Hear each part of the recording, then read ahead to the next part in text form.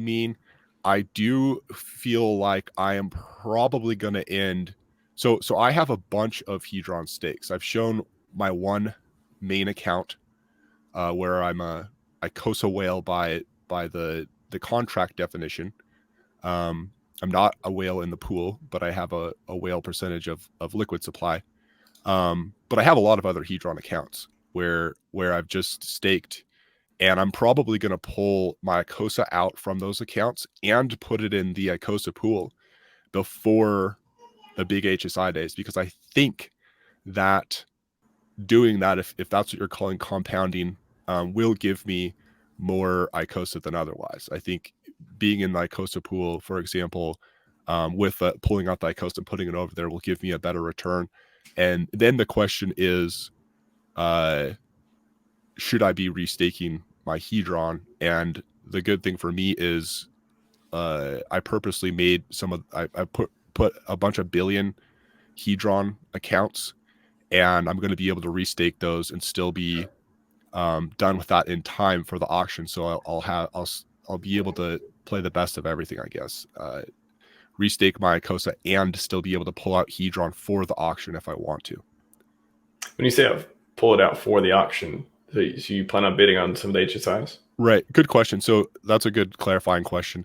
I may not pull out for the auction, but I have the ability to without a penalty.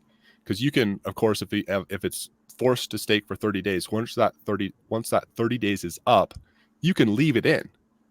And for example, if the first day everyone YOLOs in, maybe I'm not so interested in getting HSIs on the first day, but I can get the yield in ICOSA from the first day if I want to. So I will only pull out when I'm actually wanting to bid on an auction. And since I have a bunch of accounts, I can just pull one account out or a couple of them, depending on which HSIs I find interesting, if any. What's the strategy for people who, maybe they made bigger Hedron stakes? They're like 90 days, 270 days, things like that. How can they, are they just out of these auctions? Like, I guess, what would you do if you were in those position?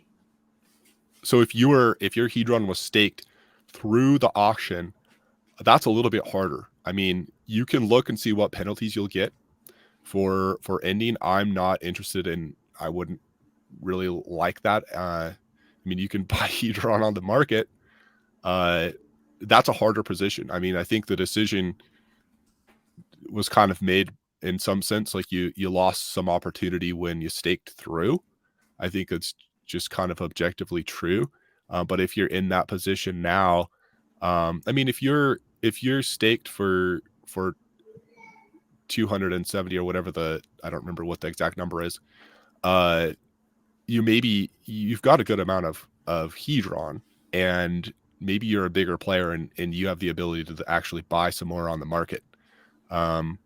It's a harder game to play, I think. And I mean, you've got a couple choices. I mean, I don't know if you want to end your stake. You might want to buy on the market. So let's say 90 days. Then would you, what are the staking penalties? I mean, if is it like, are they, like you're just missing a little bit until the end? Is that the thing? It's where it's not sequential, but what do you call it? Yeah. I don't think it's as severe if you're on a 90-day and you're close to the end. I don't think you're going to be completely ruined.